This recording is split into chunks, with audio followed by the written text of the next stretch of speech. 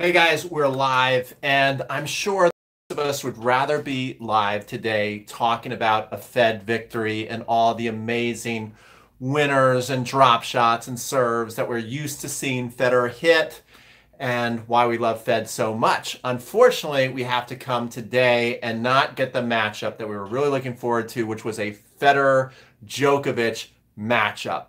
That is not going to happen because last night, a very talented, hardworking young man. Thank you for the thumbs up. Thank you for the thumbs up. Took out Fed. Millman came out and he took out Fed last night, and it was a tough match to watch for Fed fans. But on the other hand, I thought it was pretty entertaining. Hey Diego, how are you? So I thought it was a pretty entertaining match. And when I looked at the match, there were some things going on that I thought, that's not really fair to say, especially to Millman. I watched the Federer went live yesterday for the first time and he lost. I'm sorry, they're thundering tuber. I want to talk about why I thought Fed lost last night. So as you watch Fed last night, I think the things that stand out is he made a ton of unforced errors and he missed a lot of serves. Like they were saying at one point, he was like 2 for 19 on first serves in this one stretch. And I think he actually ended up holding that game, but he was missing a ton of first serves and he was making a lot of unforced errors. And so people right away started to talk about, well, maybe Federer's back is hurting him. Maybe his back is bothering him. I love Federer, but one thing about Fed fans and announcers is they just can't accept that Federer loses a match and he's 100% healthy. It's just like Federer's just too good for that. And I think that's a little bit too much of a disservice and discredit to Millman, because Millman was playing amazing tennis last night. And I was watching Federer has his time. It's time to move on. I'm not ready to move on, but I'm okay with Millman winning last night. I'll just put it that way, especially because he deserved to win. And Federer was the first one to say in the press conference that that he deserved to win the match. Federer has a lot of respect for Millman. So as I was watching Federer on the changeovers, I could see the way he was bending and picking up things and the way that he was bending for low volleys. I have a bad low back, guys. I know back pain. And I could see his back was not hurting him. His back was fine. Federer did not lose because he was hurt last night. So reason number one why Federer lost is Federer actually said, because they were trying to say, hey, were you hurt? Were you hurt? And Federer said, well, no, I wasn't hurt. I was fine. He's like, but, the conditions actually got to me. He said he was having trouble breathing. He said that it was hard for him, that he was tired. The reason why he was missing a lot of first serves is he just didn't have the legs, that he didn't know why it hurt him, but he didn't have the usual energy that he has. And he says, he trains in the heat. He's prepared for the heat. This night with all the sweat, I mean, you see these guys, they are drenched. But it's the same for Millman. I mean, no one was more soaking wet than Millman. Millman was completely drenched. His shorts were like basically up to his underwear because they were so wet. So both guys are dealing with the same conditions. And Federer said, maybe Millman's even more used to it because he lives in Brisbane. He's from Brisbane. So Millman looked like a robot, said Diego. So yeah, I want to get to that. So Federer said that he lost energy, he was tired, but he did not make it an excuse. He just basically said it's the same for everybody. Everybody is struggling with the heat. He knows he can't use that as an excuse. He basically was trying to dispel the rumors that maybe his back was hurting him or something like that. He just said, if anything, I just kind of ran out of gas. So that's reason number one why Federer lost is he was making a lot of mistakes, not because he was hurt, but because why was he missing all his first serves? His legs were shot. His legs were gone. So he was missing more than normal because he was feeling the heat. But it's the same for both players. So we can't use that as an excuse. Another thing that I think is really affecting Federer, and if this becomes a trend, it seems more and more courts are slowing down the play. They're making the courts more grainy. The ball is bouncing higher and the play is slower. If you are a Fed fan, this is not good, especially as Federer gets older. He needs the points to be shorter and shorter, okay? Unforced errors, says Thundering Tuber. Yes, but the unforced errors you got to give. So here, why are all the unforced errors happening? One thing, if you notice, Federer last night hit a ton of drop shots. And if you're a Fed fan, you're like, why are you hitting so many drop shots? And why he was hitting so many drop shots is, number one, he can't hit through Millman. And Federer, if you watch him, he hits the ball very low over the net. It's like to win a point against Millman and Djokovic and players like this, Nadal, when they're really playing great, it's like you have to hit 5 to 7 to 8 winners just to win a point. And I think Federer was playing those points and getting frustrated. You know, he was trying to hit through Millman, and he makes some mistakes that he didn't want to make. He'd force some errors.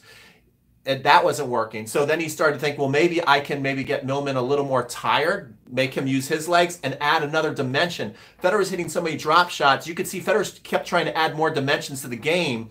He was hitting drop shots. That either worked like a charm, like middle in the second set, it started to really, really work. But he made way too many drop shots where Millman would just come up and put the ball away. He was trying to serve and volley a lot. He was trying to mix it up to add another dimension to the game. But unless you're absolutely perfect on that slower court, you're going to get scorched. Every time Federer made a little tiny mistake, Millman made him pay, right? So that made him force even more shots, make even more unforced errors, because the margin for error when you're playing somebody like a Millman is very tiny. Because if you don't do a perfect job with your drop shot, if you don't do a perfect job with your volley, if you can't hit a winner through the guy, you're going to eventually miss. And that's what kept happening. And besides the fact that we already know he's tired. And the third reason he lost, and the biggest reason he lost, guys, was Millman. Millman was awesome last night. I mean, I don't care. I even, before I made a video saying Djokovic Federer showdown. Doesn't have any more ability and credit, yet Kyrgios got spanked. Yeah, Kyrgios and Millman, completely different players though. You know, Millman plays more like Djokovic. Millman plays more like Nadal, the players that Federer doesn't really like to play against, that Federer's going to have to be on his A game to win. Millman last night, it was very apparent that if you cannot hit through the guy on a slower surface, he was getting to every ball, and it became very apparent that he wasn't going to miss. And it wasn't like he was pushing. Millman was getting to the ball, and he was hitting the ball hard. And he also had a lot of great down-the-line winners.